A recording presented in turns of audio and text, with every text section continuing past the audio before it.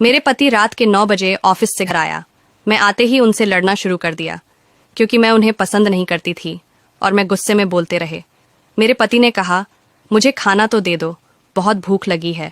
मैंने कहा, खुद जाकर खा लो, मुझे नींद आ रही है। मेरे पति चुपचाप सुनते रहे और मैं पूरी रात उनसे लड़ती रही। जब सुबह हुई मेरे पति ने मुझसे कहा, मुझे नाश्ता तो दे दो, मुझे ऑफिस जाना है, तू मेरा पीछा कब छोड़ेगा। मैंने गुस्से में कहा, मैं तुझसे तंग आ गई हूं, भगवान करे तू मर जाए। मेरे पति कुछ नहीं बोले और ऑफिस चले गए।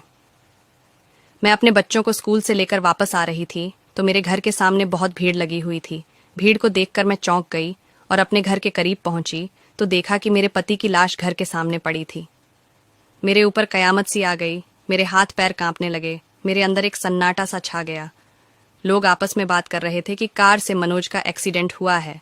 मैं जोर जोर से चीखने लगी और चिल्लाने लगी, मनोज उठ जाओ, मैं अब तुमसे कभी नहीं लड़ूंगी, तुम्हें कुछ नहीं कहूंगी, मुझे कुछ नहीं चाहिए, उठो मनोज, तुम्हें भूख लगी थी ना, चलो मैं खाना देती हूँ।